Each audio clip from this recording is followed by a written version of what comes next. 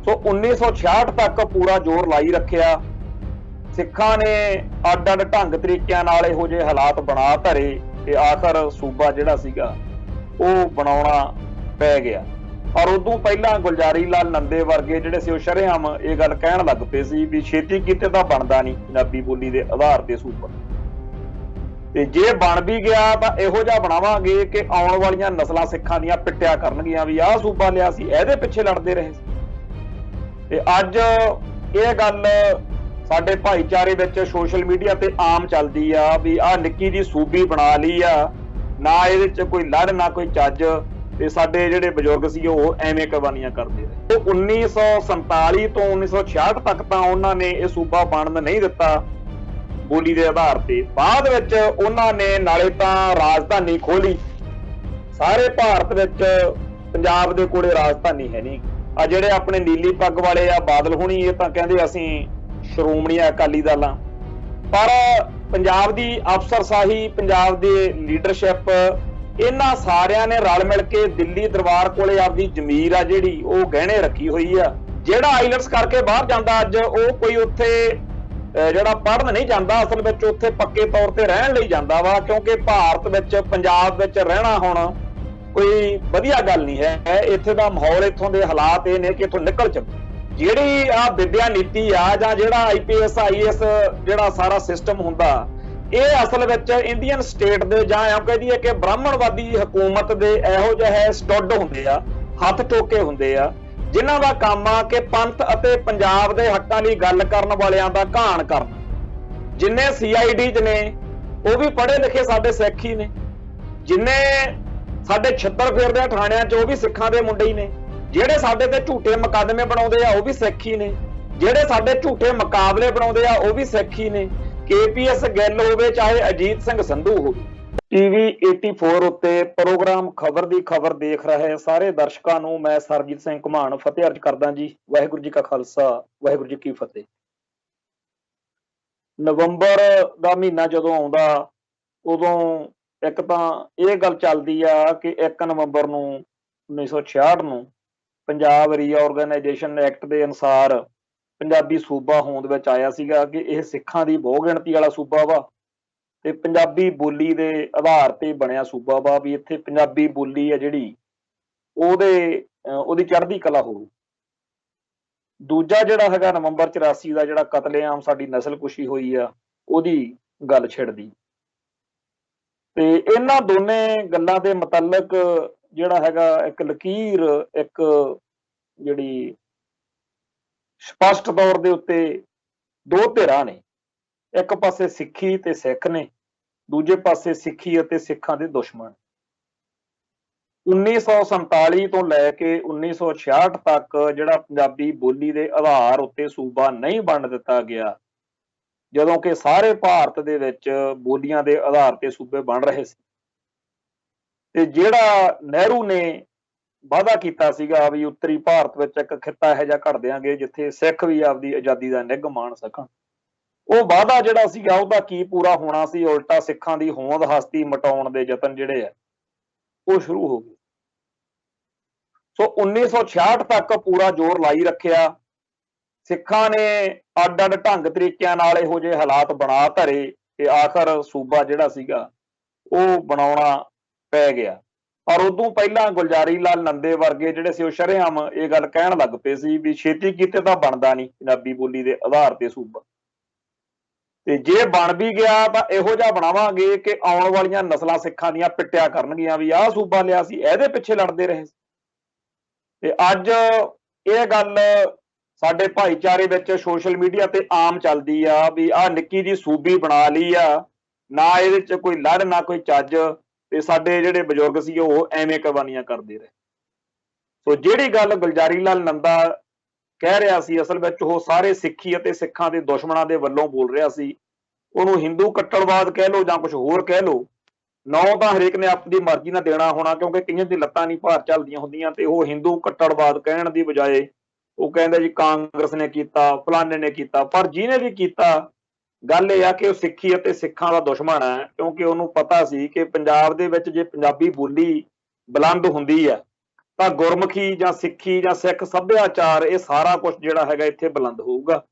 ਸੋ 1947 ਤੋਂ 1966 ਤੱਕ ਤਾਂ ਉਹਨਾਂ ਨੇ ਇਹ ਸੂਬਾ ਬਣਨ ਨਹੀਂ ਦਿੱਤਾ ਬੋਲੀ ਦੇ ਆਧਾਰ ਤੇ। ਬਾਅਦ ਵਿੱਚ ਉਹਨਾਂ ਨੇ ਨਾਲੇ ਤਾਂ ਰਾਜਧਾਨੀ ਖੋਲੀ, ਸਾਰੇ ਭਾਰਤ ਵਿੱਚ ਪੰਜਾਬ ਦੇ ਕੋਲੇ ਰਾਜਧਾਨੀ ਹੈ ਨਹੀਂ, ਤੇ ਜਿਹੜੇ ਪੰਜਾਬ ਦੇ ਬਿਜਲੀ ਦੇ ਸੋਮੇ ਆ ਜਾਂ ਪੰਜਾਬ ਦੇ ਦਰਿਆਈ ਪਾਣੀ ਆ ਉਹ ਵੀ ਖੋਲੇ, ਉਹਨਾਂ ਦਾ ਵੀ ਕੇਂਦਰ ਕੋਲੇ ਅਧਿਕਾਰ ਚਲੇ ਗਿਆ।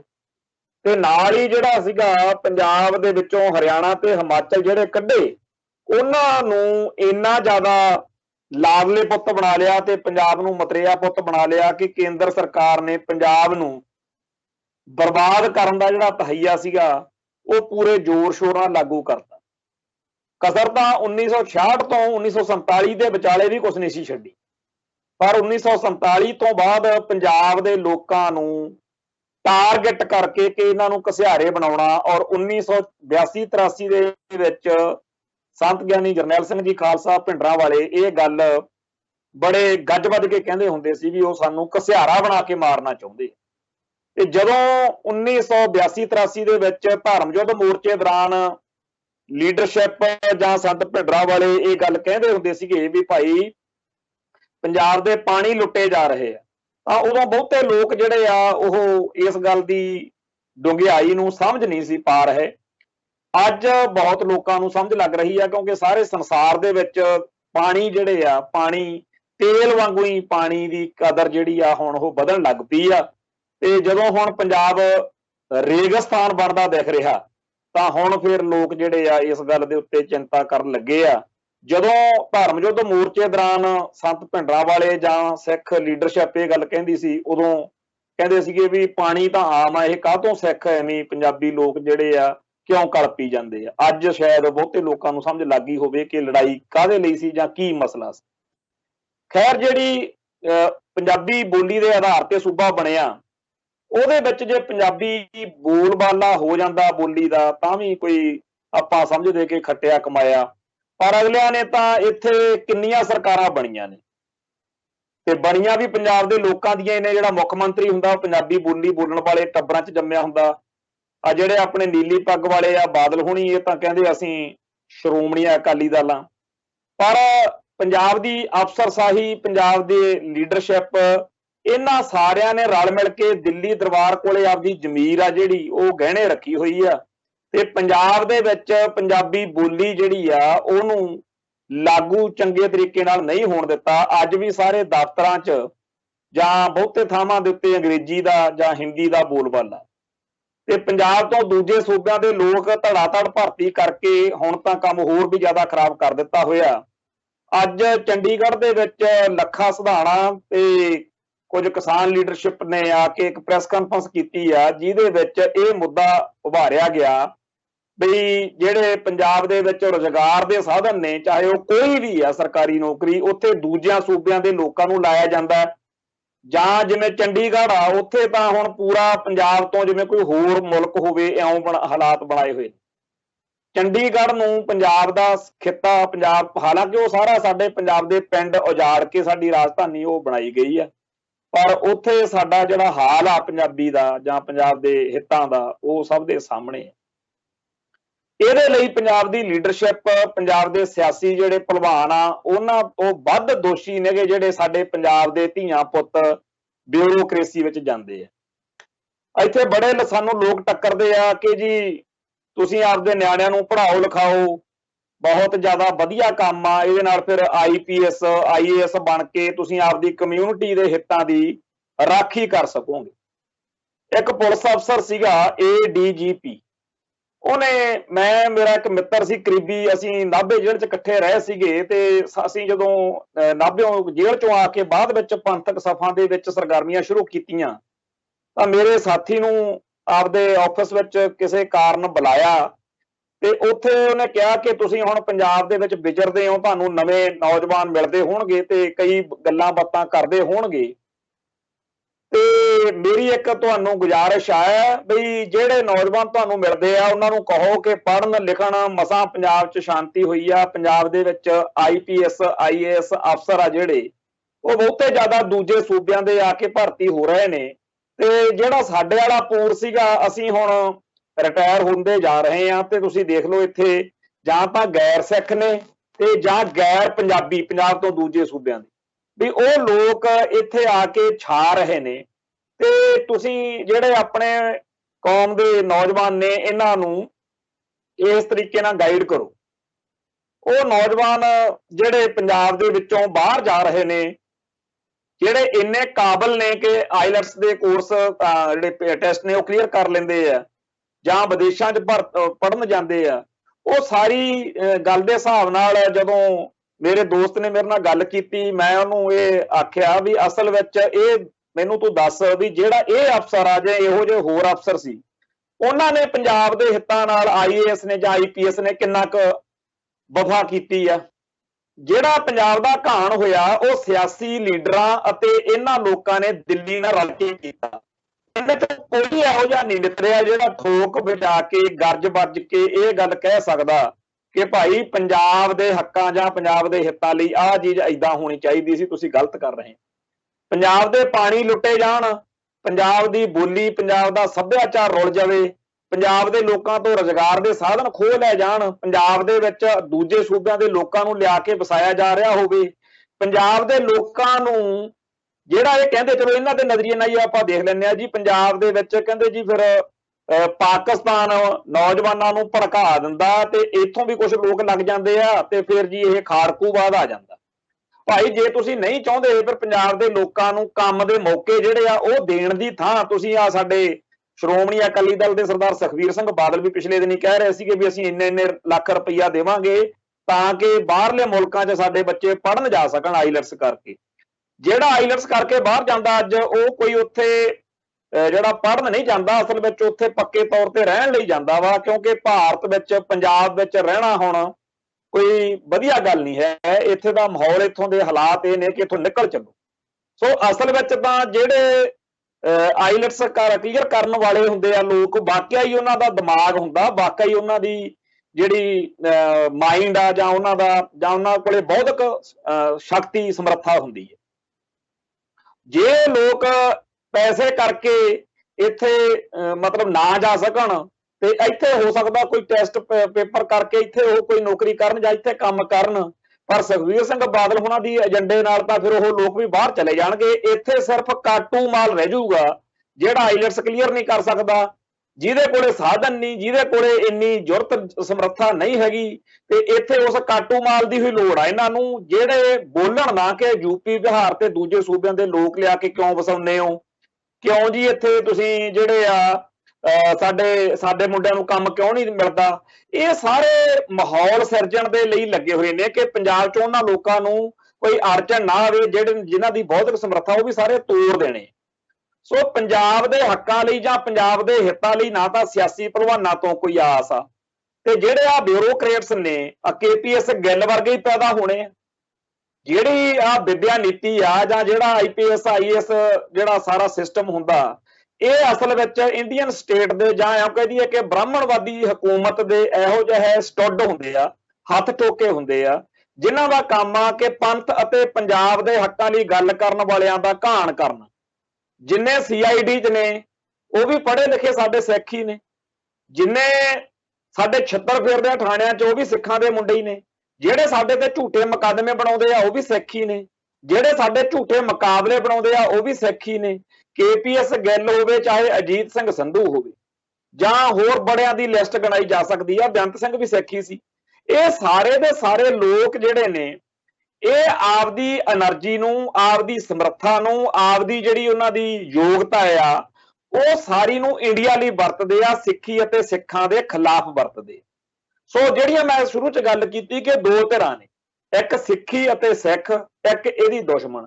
ਹੁਣ ਜਿਹੜੇ ਲੋਕਾਂ ਨੇ ਖੜਨਾ ਹੀ ਦੁਸ਼ਮਣ ਵਾਲੇ ਪਾਸੇ ਆ, ਉਹ ਚਾਹੇ ਜੀ ਕਿੰਨੇ ਵੀ ਵਧੀਆ ਮਰਜ਼ੀ ਸਿੱਖ ਪਰਿਵਾਰ 'ਚ ਜੰਮੇ ਹੋਣ, ਬਾਣੀ ਚਾਹੇ ਅੱਧੀ ਕੰਟ ਕਰੀ ਫਿਰਦੇ ਹੋਣ, ਚਾਹੇ ਗੁਰੂ ਗ੍ਰੰਥ ਸਾਹਿਬ ਜਿਹੜਾ ਹੈ ਉਹਨਾਂ ਦੇ ਘਰ ਵਿੱਚ ਪ੍ਰਕਾਸ਼ ਹੋਵੇ, ਤਾਂ ਇਸ ਗੱਲ ਨਾਲ ਕੀ ਫਾਇਦਾ ਜੀ, ਹੈ ਜੀ।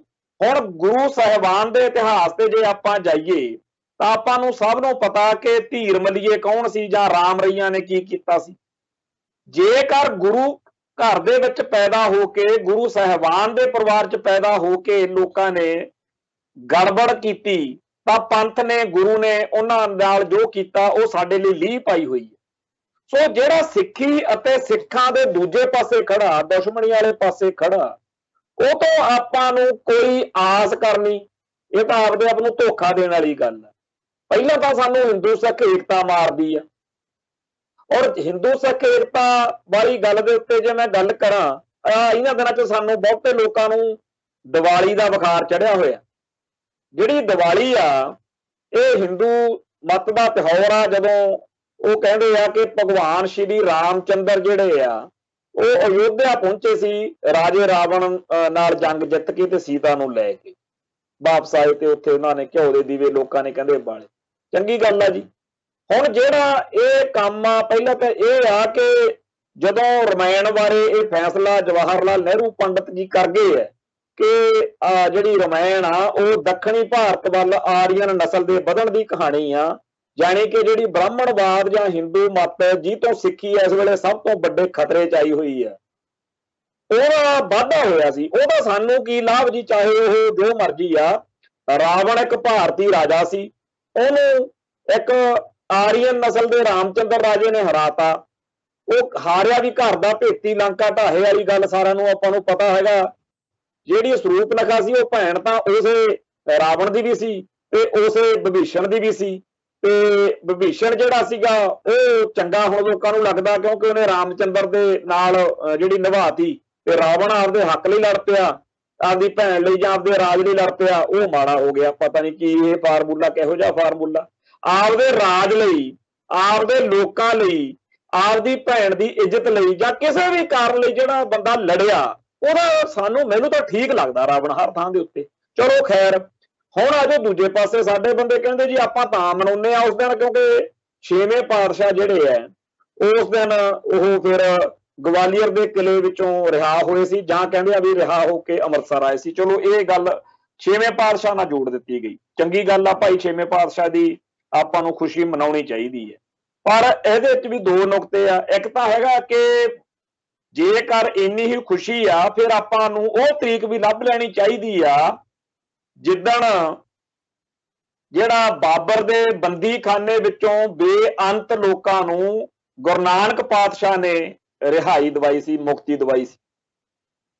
ਪਤਾ ਨਾ ਸਾਨੂੰ ਆਪਣੇ ਇਤਿਹਾਸ ਦਾ, ਅਕਸਰ ਨੂੰ ਉਹ ਵੀ ਗੱਲ ਹੈਗੀ ਆ, ਉਹ ਵੀ ਮਨਾਇਆ ਕਰੀਏ, ਇਹ ਵੀ ਮਨਾਇਆ ਕਰੀਏ। ਉਹ ਵੀ ਦਿਨ ਸਾਡੇ ਲਈ ਓਨਾ ਹੀ ਅਹਿਮ ਆ, ਇਹ ਵੀ ਸਾਡੇ ਲਈ ਓਨਾ ਹੀ ਅਹਿਮ ਆ। ਸਾਡੇ ਗੁਰੂ ਇਤਿਹਾਸ ਦੇ ਵਿੱਚ 2 ਵਾਰ ਇਹੋ ਜਿਹੇ ਵੱਡੇ ਵਾਕਿਆਤ ਨੇ, ਹਨਾ ਵੀ ਇੱਕ ਤਾਂ ਚਲੋ ਇਹ 52 ਰਾਜੇ ਛਡਾਏ, ਦੂਜਾ ਉਹ ਜਦੋਂ ਗੁਰੂ ਨਾਨਕ ਪਾਤਸ਼ਾਹ ਨੇ ਬਾਬਰ ਦੀ ਕੈਦ ਵਿੱਚੋਂ ਸਾਰੇ ਲੋਕ ਜਿਹੜੇ ਆ ਉਹ ਛਡਵਾਏ। ਸੋ ਪਹਿਲੇ ਪਾਤਸ਼ਾਹ ਦਾ ਵੀ ਆਪਾਂ ਨੂੰ ਉਹ ਜਿਹੜਾ ਹੈਗਾ ਦਿਨ ਉਹ ਮਨਾਉਣਾ ਚਾਹੀਦਾ। ਤੇ ਇਹ ਜਿਹੜਾ ਬੰਦੀ ਛੋੜ ਦਿਹਾੜਾ ਇਹ ਤਾਂ ਚਲੋ ਆਪਾਂ ਮਨਾਉਂਦੇ ਹੀ ਆ, ਪਰ ਇੱਥੇ ਆਪਾਂ ਮਿਕਸਅਪ ਬਹੁਤ ਕਰਦੇ ਆ। ਆਪਾਂ ਪੂਰੀ ਦੀਵਾਲੀ ਵੀ ਮਨਾਉਣ ਤੁਰ ਪਏ। ਆਪਾਂ ਤਾਂ ਸਰਬੱਤ ਖਾਲਸਾ ਇਸ ਮੌਕੇ ਸਾਡਾ ਪੰਥ ਇਕੱਠਾ ਹੋ ਕੇ ਬਹਿੰਦਾ ਸੀਗਾ ਕਿ ਅਸੀਂ ਪਿਛਲੇ 6 ਸਾਲਾਂ 'ਚ, ਕਿਉਂਕਿ ਜਿਹੜਾ ਹੈਗਾ ਹਜੂਰ ਸਾਹਿਬ ਦਾ, ਦਮਦਮਾ ਸਾਹਿਬ ਦਾ, ਆਨੰਦਪੁਰ ਸਾਹਿਬ ਦਾ ਤੇ ਦੀਵਾਲੀ ਦਾ, ਇਹ 4 ਮੌਕਿਆਂ ਉੱਤੇ ਖਾਲਸਾ, ਸਰਬੱਤ ਖਾਲਸਾ ਜੁੜਦਾ ਸੀ। ਤੇ ਉੱਥੇ ਇਹ ਹੁਣ ਤਾਂ ਇਹੋ ਜਿਹੀ ਤਾਂ ਕੋਈ ਗੱਲ ਕੋਈ ਹੁੰਦੀ ਨਹੀਂ ਨਾ। ਅਕਾਲ ਤਖਤ ਸਾਹਿਬ ਦੀ ਫਸੀਲ ਤੋਂ ਜਥੇਦਾਰ ਕੋਈ ਇਹੋ ਜਿਹੀ ਗੱਲ ਕਹਿੰਦੇ ਆ ਵੀ ਸਾਡੀ ਦੀਵਾਲੀ ਦੀ ਕੋਈ ਨਹੀਂ ਹੈਗੀ। ਅਸੀਂ ਤਾਂ ਇਸ ਦਿਨ 6ਵੇਂ ਪਾਤਸ਼ਾਹ ਨਾਲ ਸੰਬੰਧਿਤ ਜਿਹੜਾ ਦਿਹਾੜਾ ਉਹ ਬੰਦੀ ਛੋੜ ਦਿਹਾੜਾ ਉਹ ਮਨਾ ਰਹੇ। ਤੇ ਇੱਥੇ ਰਾਮਚੰਦਰ ਨੂੰ ਜਾਂ ਰਾਵਣ ਵਾਲੀ ਕਹਾਣੀ ਨੂੰ ਧੱਕੇ ਨਾਲ ਪੰਜਾਬ ਦੇ ਵਿੱਚ ਇੰਨਾ ਜ਼ਿਆਦਾ ਬੋਲਬਾਲਾ ਹੋ ਚੁੱਕਿਆ ਕਿ ਹੁਣ ਬਹੁਤ ਘੱਟ ਲੋਕ ਨੇ ਜਿਨ੍ਹਾਂ ਨੂੰ ਬੰਦੀ ਛੋੜ ਦਿਹਾੜੇ ਵਾਲੀ ਗੱਲ ਦਾ ਜ਼ਿਆਦਾ, ਉਹਨਾਂ ਨੂੰ ਰਾਮਚੰਦਰ ਵਾਲੀ ਕਹਾਣੀ ਦਾ ਜ਼ਿਆਦਾ। ਖੈਰ, ਮੇਰਾ ਨੁਕਤਾ ਨਾ ਤਾਂ ਰਾਮਚੰਦਰ ਦੀ ਰਮਾਇਣ ਆ, ਨਾ ਮੇਰਾ 6ਵੇਂ ਪਾਤਸ਼ਾਹ ਵਾਲੀ ਗੱਲ ਆ। ਇਹ ਤਾਂ ਇੱਕ ਦੀਵਾਲੀ ਜਾਂ ਬੰਦੀ ਛੋੜ ਦਿਹਾੜਾ ਹੈਗਾ ਹੀ। ਮੇਰਾ ਨੁਕਤਾ ਇਹ ਹੈ ਕਿ ਜਿਹੜੇ ਰਾਜੇ 6ਵੇਂ ਪਾਤਸ਼ਾਹ ਨੇ 52 ਰਾਜੇ ਛਡਵਾਏ ਸੀ, ਉਹਨਾਂ ਨੇ ਜਾਂ ਉਹਨਾਂ ਦੇ ਪਰਿਵਾਰਾਂ ਨੇ ਕੀਤਾ ਕੀ ਹੈ। ਮੇਰੇ ਸਾਹਮਣੇ ਤਵਾਰੀਖ ਗੁਰੂ ਖਾਲਸਾ ਗਿਆਨੀ ਗਿਆਨ ਸਿੰਘ ਦਾ, ਪੰਥ ਪ੍ਰਕਾਸ਼ ਜਾਂ ਹੋਰ ਬੜੇ ਗ੍ਰੰਥ ਮੈਂ ਅੱਜ ਖੰਗਾਲੇ ਆ, ਤੇ ਮੈਂ ਇਹ ਗੱਲ ਤੋਂ ਬੜਾ ਹੈਰਾਨ ਆ ਬਈ ਜਦੋਂ ਜਿਹੜਾ ਗਿਆਨੀ ਗਿਆਨ ਸਿੰਘ ਵਾਲਾ ਪੰਥ ਪ੍ਰਕਾਸ਼ ਹੈ, ਜਦੋਂ ਇਹਦੇ ਉੱਤੇ ਆਪਾਂ ਨਜ਼ਰ ਮਾਰਦੇ ਆ ਤਾਂ ਦਸ਼ਮੇਸ਼ ਪਾਤਸ਼ਾਹ ਦੀਆਂ ਜੰਗਾਂ ਦਾ ਜਿੱਥੇ ਜ਼ਿਕਰ ਆਉਂਦਾ ਕਿ ਰਾਜਾ ਭੀਮ ਚੰਦ ਨੇ ਕਲਗੀਧਰ ਸ਼ਹਿਨਸ਼ਾਹ ਨਾਲ ਜੰਗ ਲੜੀ, ਤਾਂ ਉੱਥੇ ਆ ਕੇ ਇਹ ਗੱਲ ਆਉਂਦੀ ਆ ਵੀ ਜਿਹੜਾ ਵਜ਼ੀਰ ਸੀ ਉਹਦਾ, ਉਹ ਸਮਝਾਉਂਦਾ ਰਿਹਾ ਕਿ ਇਸੇ ਦਸ਼ਮੇਸ਼ ਪਾਤਸ਼ਾਹ ਦੇ ਦਾਦਾ ਜੀ ਨੇ, 6ਵੇਂ ਪਾਤਸ਼ਾਹ ਨੇ, ਤੇਰੇ ਦਾਦੇ ਰਾਜਾ ਤਾਰਾ ਚੰਦ ਨੂੰ ਗਵਾਲੀਅਰ ਦੇ ਕਿਲੇ ਵਿੱਚੋਂ ਜਹਾਂਗੀਰ ਦੀ ਕੈਦ ਵਿੱਚੋਂ ਛਡਵਾਇਆ ਸੀ।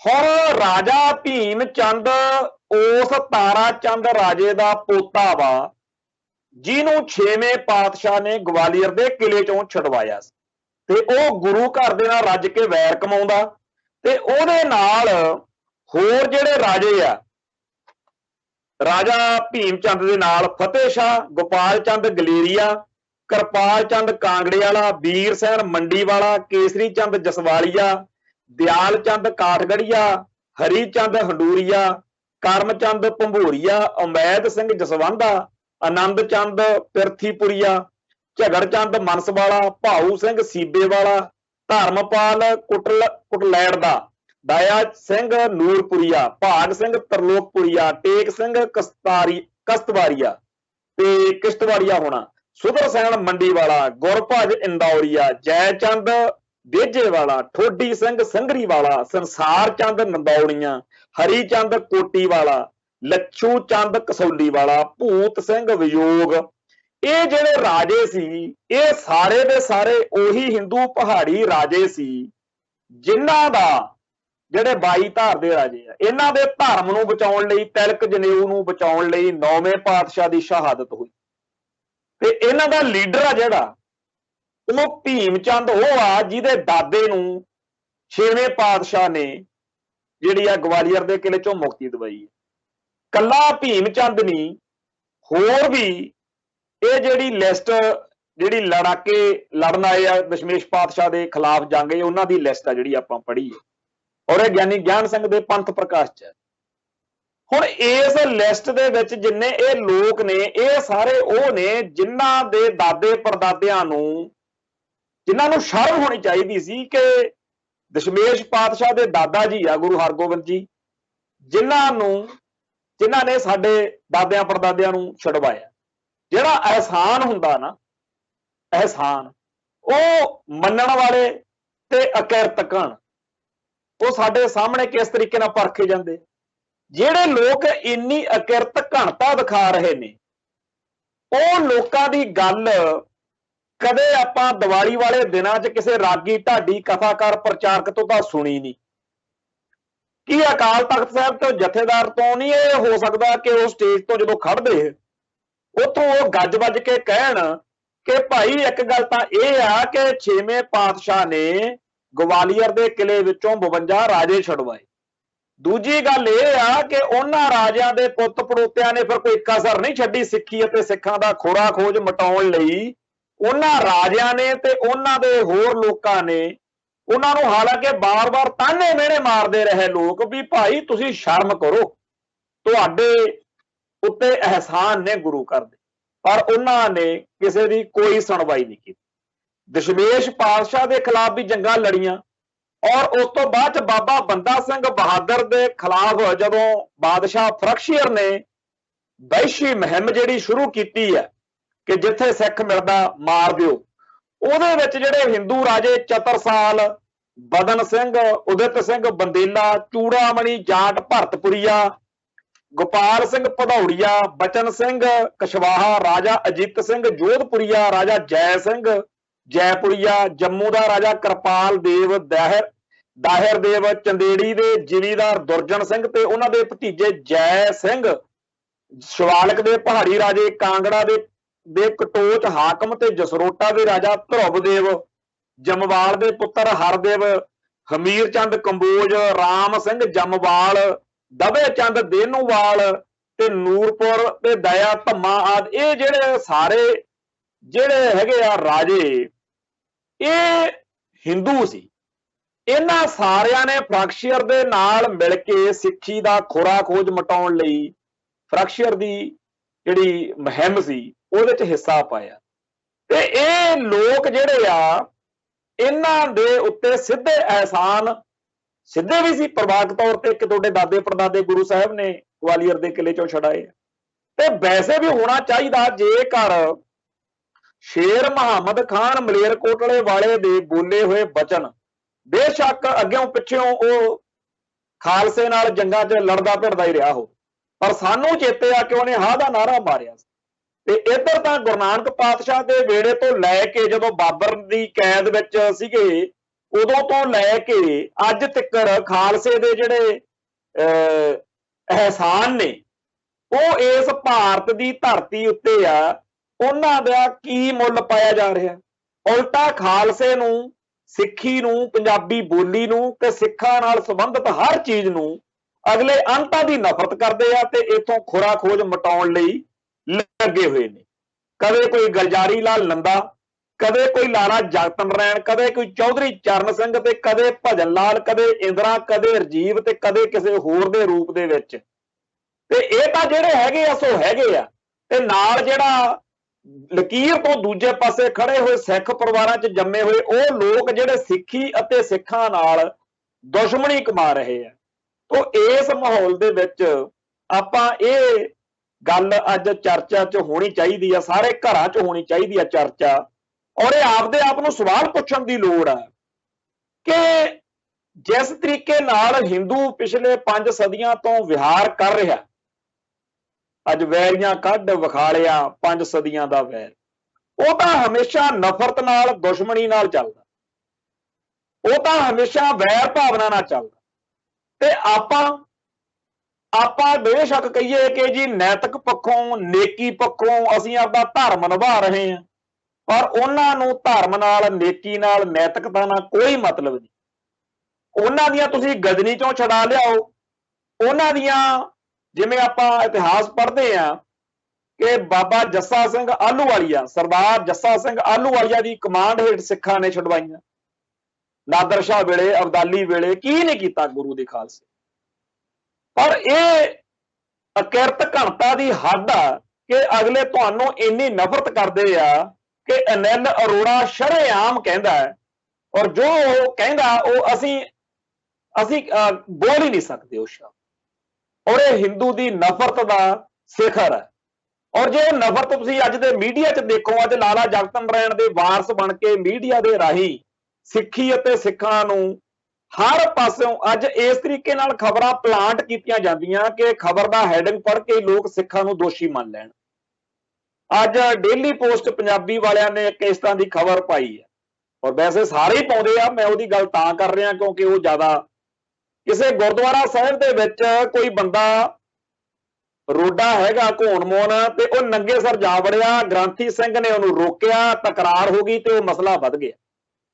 ਉਹਨੇ ਆਪ ਸਤਕਾਰ ਕਮੇਟੀ ਵਾਲਿਆਂ ਨੂੰ ਸੱਦਿਆ, ਸਤਕਾਰ ਕਮੇਟੀ ਵਾਲਿਆਂ ਨੇ, ਪੰਚਾਇਤ ਵਾਲਿਆਂ ਨੇ ਗੁਰਦੁਆਰਾ ਸਾਹਿਬ ਦੇ ਵਿੱਚ ਉਹਨੂੰ ਸਮਝਾਇਆ। ਹਾਲਾਂਕਿ ਸੱਦਿਆ ਉਹਨੇ ਆਪ ਸੀ, ਪਰ ਉਹ ਜਦੋਂ ਗਲਤ ਸੀ ਦਾ ਜਿਹੜੇ ਸੱਚਾ ਬੰਦਾ ਉਹਦਾ ਕਹੂਗਾ ਵੀ ਬੇਸ਼ੱਕ ਮੈਂ ਤੇਰੇ ਨਾਲ ਆਇਆ ਪਰ ਤੇਰੀ ਗੱਲ ਗਲਤ ਆ। ਉਹ ਬੰਦਾ ਅੜਿਆ ਰਿਹਾ, ਉਲਟਾ ਉਹ ਮਾੜਾ ਚੰਗਾ ਬੋਲਿਆ ਤੇ ਉੱਥੇ ਝਗੜਾ ਝਮੇਲਾ ਹੋ ਗਿਆ। ਡੇਲੀ ਪੋਸਟ ਪੰਜਾਬੀ ਵਾਲਿਆਂ ਨੇ ਖਬਰ ਇਸ ਤਰੀਕੇ ਨਾਲ ਚਲਾਈ ਆ ਕਿ ਸਿੱਖ ਬੜੇ ਭੈੜੇ ਨੇ, ਬੜੇ ਮਾੜੇ ਆ, ਗੁਰਦੁਆਰਿਆਂ 'ਚ ਬੜੇ ਹੋਏ ਬੰਦਿਆਂ ਦੀ ਬੇਇੱਜ਼ਤੀ ਕਰਦੇ ਆ, ਕਟਾਪੇ ਚਾੜਦੇ। ਤੇ ਜਿਹੜਾ ਉਹ ਬੰਦਾ ਉਹਨੂੰ ਪੂਰਾ ਵਧੀਆ ਦਿਖਾਇਆ ਵੀ ਉਹ ਤਾਂ ਜੀ ਬਹੁਤ ਸ਼ਰੀਫ ਬੰਦਾ ਹੈਗਾ, ਗੁਰਦੁਆਰੇ 'ਚ ਨੰਗੇ ਸਿਰ ਉਹ ਬੜੇ। ਜਦੋਂ ਉਹ ਸੱਦੇ, ਚਾਹੇ ਪੰਚਾਇਤ ਹੋਵੇ, ਚਾਹੇ ਸਤਕਾਰ ਕਮੇਟੀ ਵਾਲੇ ਹੋਣ, ਉਹਦੇ ਆਪ ਦੇ ਬੰਦੇ ਹੋਣ, ਉਹ ਵੀ ਉਹਨੂੰ ਕਹਿਣਗੇ ਮਿੱਤਰਾ ਤੇਰੀ ਗਲਤੀ ਹੈ।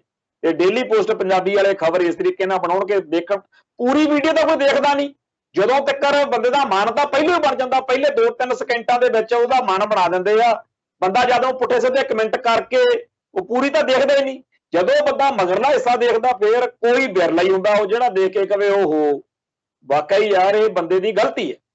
ਹੁਣ ਇਸ ਤਰੀਕੇ ਨਾਲ ਪੂਰਾ ਇੰਡੀਆ ਦਾ ਮੀਡੀਆ ਸਿੱਖਾਂ ਨੂੰ ਹਰ ਘਟਨਾ 'ਚ ਜਦੋਂ ਖਲਨਾਇਕ ਦਰਸਾਉਣ ਤੇ ਤੁਲਿਆ ਹੋਵੇ, ਖਾਸ ਤੌਰ ਤੇ ਜਿਹੜੇ ਆ YouTube ਚੈਨਲਾਂ ਵਾਲੇ ਨੇ, ਇਹਨਾਂ ਨੂੰ ਤਾਂ ਲਾਈਕ ਸ਼ੇਅਰ ਤੇ ਮਾਇਆ ਕਮਾਉਣ ਦਾ ਇੰਨਾ ਲਾਲਚ ਹੈ ਕਿਉਂਕਿ ਜਿਹੜੀ ਪੁੱਠੀ ਗੱਲ ਆ ਉਹ ਜ਼ਿਆਦਾ ਸ਼ੇਅਰ ਹੁੰਦੀ ਹੈ। ਤੇ ਇਹ ਨਫ਼ਰਤ ਜਿਹੜੀ ਸਾਡੇ ਖਿਲਾਫ ਹਰ ਸੰਭਵ ਤਰੀਕੇ ਨਾਲ ਆਹ ਕਲੱਬ ਹਾਊਸ ਵਾਲੀ ਗੱਲ ਚੱਲ ਰਹੀ ਆ, ਉਹਦੇ ਉੱਤੇ ਗਰੁੱਪ ਬਣਾ ਕੇ ਜਿਸ ਤਰੀਕੇ ਦੀਆਂ ਭੱਦੀਆਂ, ਭੈੜੀਆਂ, ਘਟੀਆ, ਨੀਚ ਤੇ ਗੈਰ ਅਖਲਾਕੀ ਗੱਲਾਂ ਹਿੰਦੂ ਭਾਈਚਾਰੇ ਵੱਲੋਂ ਕੀਤੀਆਂ ਜਾ ਰਹੀਆਂ ਨੇ। ਅੱਜ ਮੈਂ ਗਰੰਟੀ ਦਿੰਦਾ, ਅੱਜ ਵੀ ਜੇ ਕੋਈ ਹਿੰਦੂ ਮਤ ਦੇ ਖਿਲਾਫ ਸਿੱਖ ਗੱਲ ਕਰ ਬੈਠੇ ਤਾਂ ਸਾਰਾ ਸਿੱਖ ਜਗਤ ਜਿਹੜਾ ਹੈਗਾ ਉਹਦਾ ਵਿਰੋਧ ਕਰੂ। पर हिंदू भाईचारा आ थोड़े दिनों ਨੂੰ ਗੁਰੂ ਨਾਨਕ ਪਾਤਸ਼ਾਹ ਦਾ ਪ੍ਰਕਾਸ਼ ਪੁਰਬ ਹੋਣਾ। ਆ ਜਿਹੜਾ ਨੂੰ ਅੱਜ ਹਿੰਦੂ ਸਿੱਖ ਏਕਤਾ ਚੜੀ ਹੋਈ ਆ ਦੀਵਾਲੀ ਮੌਕੇ, ਉਦੋਂ ਦੇਖ ਲਿਓ ਵੀ ਕੀ ਹਾਲ ਆ। ਬੜੀ ਭਕਾਈ ਮਾਰਨਗੇ ਜੀ, ਅਸੀਂ ਵੀ ਗੁਰੂ ਗ੍ਰੰਥ ਸਾਹਿਬ ਨੂੰ ਮੰਨਦੇ ਆ, ਅਸੀਂ ਵੀ ਦਰਬਾਰ ਸਾਹਿਬ ਨੂੰ ਮੰਨਦੇ ਆ, ਅਸੀਂ ਵੀ ਜੀ ਗੁਰੂ ਘਰ ਨੂੰ ਸਿੱਖੀ ਨੂੰ ਮਾਣ ਦਿੰਦੇ ਆ। ਭਾਈ ਜੇਕਰ ਤੁਸੀਂ ਦਰਬਾਰ ਸਾਹਿਬ ਨੂੰ ਮੰਨਦੇ ਹੋ ਤਾਂ ਜਿੱਦਣ ਦਰਬਾਰ ਸਾਹਿਬ ਦੇ ਉੱਤੇ ਹਮਲਾ ਹੋਇਆ, ਅਕਾਲ ਤਖਤ ਸਾਹਿਬ ਢਹਿ ਢੇਰੀ ਹੋਇਆ, ਲਾਸ਼ਾਂ ਦੇ ਢੇਰ ਲੱਗੇ, ਉਦੋਂ ਤਾਂ ਤੁਸੀਂ ਲੱਡੂ ਵੰਡਦੇ ਫਿਰਦੇ ਸੀ, ਉਦੋਂ ਤਾਂ ਤੁਸੀਂ ਲੱਡੂ ਵੰਡ ਰਹੇ ਸੀ। ਤੇ ਜਿੱਦਣ ਗੁਰਬਾਣੀ ਨੂੰ, ਗੁਰੂ ਗ੍ਰੰਥ ਸਾਹਿਬ ਦੇ ਸਰੂਪਾਂ ਨੂੰ ਅੱਗਾਂ ਲਾਈਆਂ, ਬੇਅਦਬੀਆਂ ਹੁੰਦੀਆਂ, ਜਲੰਧਰ ਦੇ ਲਾਲਿਆਂ ਨੇ ਡਟ ਕੇ ਵਿਰੋਧ ਕੀਤਾ, ਕਹਿੰਦੇ ਅਸੀਂ ਨਹੀਂ ਬਾਜ਼ਾਰ ਬੰਦ ਕਰਨੇ, ਅਸੀਂ ਨਹੀਂ ਬਾਜ਼ਾਰ ਬੰਦ ਕਰਨੇ। ਕਹਿੰਦੇ ਫਿਰ ਕੀ ਹੋ ਗਿਆ? ਤੇ ਜੇਕਰ ਆਉਂਦੀ ਆ ਗੱਲ ਗੁਰੂ ਨਾਨਕ ਪਾਤਸ਼ਾਹ ਦੀ, ਕਿਉਂਕਿ ਬੜੇ ਲੋਕ ਨੇ ਔਰ ਇਹ ਪਹਿਲੇ ਦਿਨ ਤੋਂ ਹੀ ਗੱਲ ਚੱਲਦੀ ਆਈ ਆ ਕਿ ਜੀ ਅਸੀਂ ਤਾਂ ਗੁਰੂ ਨਾਨਕ ਪਾਤਸ਼ਾਹ ਨੂੰ ਮੰਨਦੇ ਆ, ਦਸ਼ਮੇਸ਼ ਪਾਤਸ਼ਾਹ ਵਾਲੀ ਸਿੱਖੀ ਜਿਹੜੀ ਖੰਡੇ ਬਾਟੇ ਵਾਲੀ ਆ, ਸ਼ਾਸਤਰਾਂ ਵਾਲੀ ਸਿੱਖੀ ਆ, ਉਹਦੇ ਨਾਲ ਨਹੀਂ ਹੈਗੀ। ਉਹ ਜਿਹੜੇ ਲੋਕ ਇਸ ਤਰ੍ਹਾਂ ਦੀਆਂ ਗੱਲਾਂ ਕਰਨ ਵਾਲੇ ਆ, ਉਹਨਾਂ ਨੇ ਗੁਰੂ ਨਾਨਕ ਪਾਤਸ਼ਾਹ ਨੂੰ ਤੇ ਬਾਕੀ ਗੁਰੂ ਸਾਹਿਬਾਨ ਨੂੰ, ਖਾਸ ਤੌਰ ਤੇ ਬਾਕੀ 9 ਅੱਡ ਤੇ ਦਸ਼ਮੇਸ਼ ਪਾਤਸ਼ਾਹ ਨੂੰ ਵੱਖਰਾ ਮੰਨਿਆ ਹੋਇਆ। ਉਹਨਾਂ ਦਾ ਹਾਲ ਕੀ ਆ? ਉਹਨਾਂ ਦਾ ਹਾਲ ਤੁਹਾਡੇ ਸਾਹਮਣੇ ਆ ਕਿ ਅੱਜ ਬੁੱਲ ਤੋਂ ਬੁੱਲ ਨਹੀਂ ਚੱਕ ਰਹੇ। ਅਨਿਲ ਅਰੋੜੇ ਦੀ ਬਕਵਾਸ ਦੇਖ ਲਾ।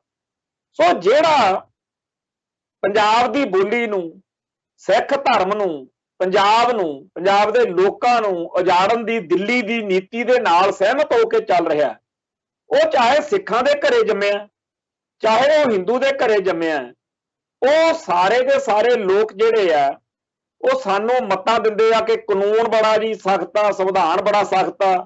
ਤੇ ਨਵੰਬਰ 1984 ਦੇ ਕਤਲੇਆਮ ਦੇ ਵਿੱਚ ਸਭ ਤੋਂ ਪਹਿਲਾਂ ਬੱਟਾ ਜਿਹੜਾ ਪਹਿਲਾਂ ਜਿਹੜੇ ਰੋੜੇ ਮਾਰੇ, ਅਗਲਿਆਂ ਨੇ ਗਿਆਨੀ ਜੈਲ ਸਿੰਘ ਤੋਂ ਉਦਘਾਟਨ ਕੀਤਾ ਸੀ। ਬਖਸ਼ਦੇ ਤਾਂ ਅਗਲੇ ਰਾਸ਼ਟਰਪਤੀ ਨੂੰ ਨਹੀਂ ਇੱਥੇ, ਬਾਕੀ ਤਾਂ ਗੱਲ ਬੜੀ ਦੂਰ ਆ। ਸੋ ਜਿਸ ਮੁਲਕ ਦੇ ਸੰਵਿਧਾਨ ਤੇ ਕਾਨੂੰਨ ਦੀਆਂ ਦਹਾਈਆਂ ਦਿੱਤੀਆਂ ਜਾਂਦੀਆਂ ਨੇ, ਜਿਸ ਮੁਲਕ ਦੇ ਵਿੱਚ ਅੱਜ ਤੱਕ ਸਿੱਖਾਂ ਨੂੰ ਕਦੇ ਇਨਸਾਫ ਨਹੀਂ ਮਿਲਿਆ, ਔਰ 1984 ਦੇ ਕਾਤਲਾਂ ਦੇ ਬਾਰੇ ਸ਼ਰੇਆਮ ਲੋਕ ਦੱਸਦੇ ਆ ਕਿ ਫਲਾਣੇ ਬੰਦਿਆਂ ਨੇ ਆਹ ਕੰਮ ਕੀਤਾ, ਲਿਸਟਾਂ ਬਣਾਈ ਫਿਰਦੇ ਆ ਲੋਕ ਕਿ ਇਹਨੇ ਆਹ ਕੀਤਾ, ਕੋਈ ਕਿਸੇ ਦੀ ਸੁਣਵਾਈ ਨਹੀਂ। ਸੋ ਇਹ ਮੁਲਕ ਜਿੱਥੇ ਸਾਡੇ ਧਰਮ, ਬੋਲੀ, ਸੱਭਿਆਚਾਰ ਨੂੰ ਮਲੀਨ ਕਰਨ ਦਾ, ਧੁੰਦਲਾ ਕਰਨ ਦਾ, ਖਤਮ ਕਰਨ ਦਾ ਪ੍ਰੋਜੈਕਟ ਚੱਲ ਰਿਹਾ ਹੋਵੇ, ਉਸ ਮੁਲਕ ਦੇ ਹੱਕ ਵਿੱਚ ਖੜੇ ਲੋਕ ਆ ਜਿਹੜੇ, ਉਹਨਾਂ ਨੂੰ ਇੱਕ ਨਾ ਇੱਕ ਦਿਨ ਆਪਦੇ ਆਪ ਉੱਤੇ ਸ਼ਰਮ ਆਊਗੀ ਕਿ ਅਸੀਂ ਦੁਸ਼ਮਣ ਦੀ ਧਿਰ ਦੇ ਹੱਥ ਟੋਕੇ ਬਣ ਕੇ ਵਿਚਰਦੇ ਰਹੇ ਹਾਂ।